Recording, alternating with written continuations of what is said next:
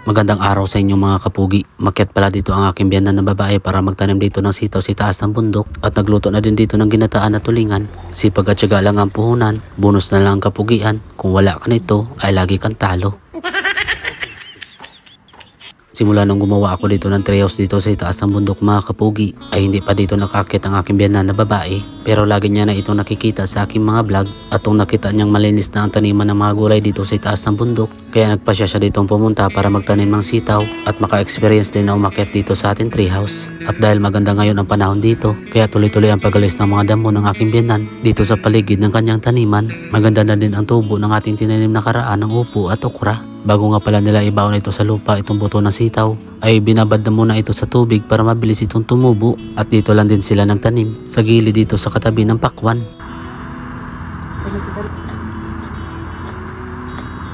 Sa mga nagtatanong nga pala kung kumusta na ang ating pakwan dito sa taas ng bundok, ay maganda ang pagkakatubo mga kapugi. Buti na lang ay tinakpan natin ito ng baon ng niyog noong panahon na natapos natin itong itinanim. Dahil kung hindi ay naanod na itong mga buto dahil sa patuloy dito ang malakas na pagbuhos ng ulan nakaraan.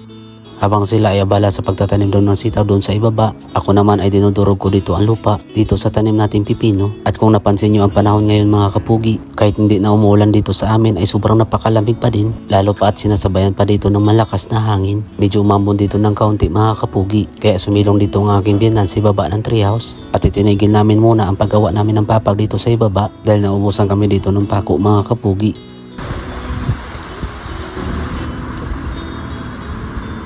Kaya habang wala tayong masyadong ginagawa dito, ay naisipan ko na lang din na mag-alis dito ng mga damo. Sayang din kasi sa bakanting area na ito dahil pwede pa natin itong pagtataniman ng kahit na ano. Umpisahan ko na nga Inumpisa na dito ng aking biyanan kanina, kaya atin na lang itong tatapusin. At tuloy-tuloy ngayong pag-alis ko dito ng mga damo. Kaso hindi pa rin tayo dito pinapawisan dahil nga sa malakas na ang hangin at malamig pa ang klima.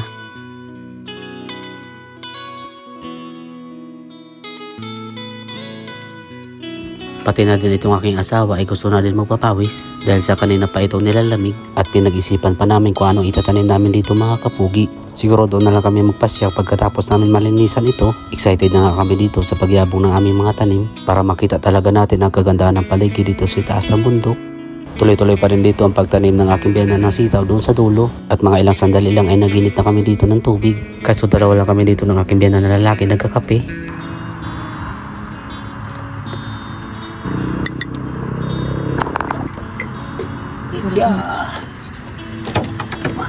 Ay! Utap. Diyan. Tabunin.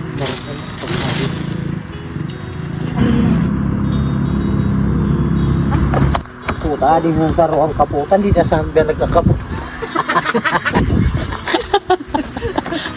Dito sa taas man.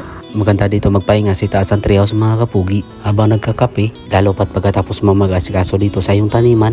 Pagkatapos ay kumuha na din ako dito ng talbos ng dahon ng lubi-lubi dahil ihalo namin ito sa aming lulutuing ulam. Ito yung maganda sa probinsya mga kapugi. Minsan ay nakukuha lang natin ang mga pinanghahalo natin sa pagluluto dito lang din sa ating paligid. At may natanaw pa ako dito ng talbos ng dahon ng lubi-lubi dito lang din sa ibaba ng ating treehouse. Habang kumukuha nga ako dito ay natatalsikan pa tayo ng tubig mula doon sa itaas at isang talbos lang din yung aking nakuha dahil ang kanyang katabi nito ay medyo matured na ang mga dahon. Tapos ay dinala ko na ito sa itaas ng ating treehouse dahil nagluluto dito ng ulam para sa panangalian itong aking asawa. Bali magluluto pala siya dito ng ginataan tulingan mga kapugi at dito lang din sa kawali lulutuin.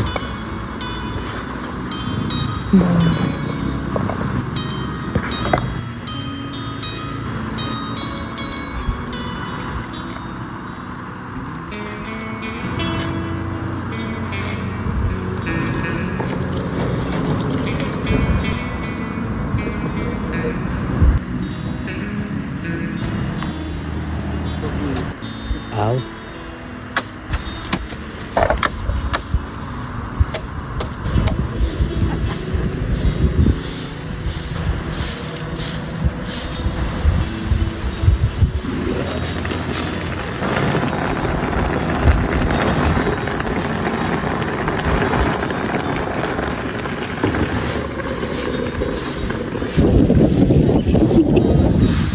Ilang piraso ka?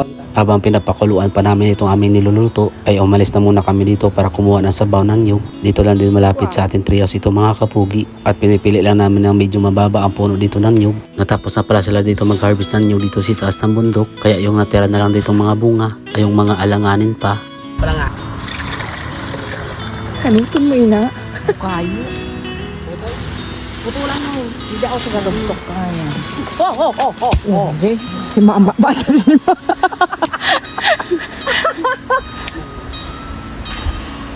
Ito, sa bawlangan ano ito?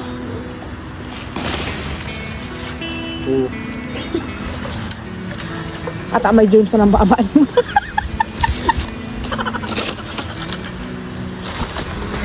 At pagbalik namin dito sa aming treehouse mga kapugi ay nakita namin na nagsusunog ng damo dito ang aking biyanan na lalaki. Dito lang din sa gilid ng tanim niyang pakwan.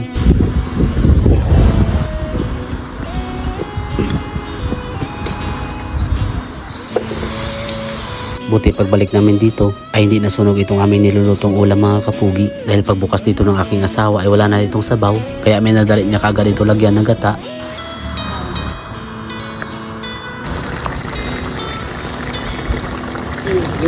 At kinuha ko na din itong lamisan natin mga kapugi para ilagay dito sa gitna dahil kapag naluto nitong aming ulam ay kami ay mananangalian na. Simpleng kaganapan lang sa treehouse dito sa taas ng bundok pero kahit ganun pa man ay masaya pa din kami at kontento. Ginataan na tulingan na may talbos ng dahon ng lubi-lubi mga kapugi. Kahit anong ulam mo basta na dito sa taas ng bundok ay sobrang nakakagana dito kumain.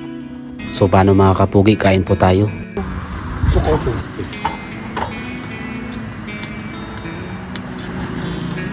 Ay, seri lahat ng patos dito.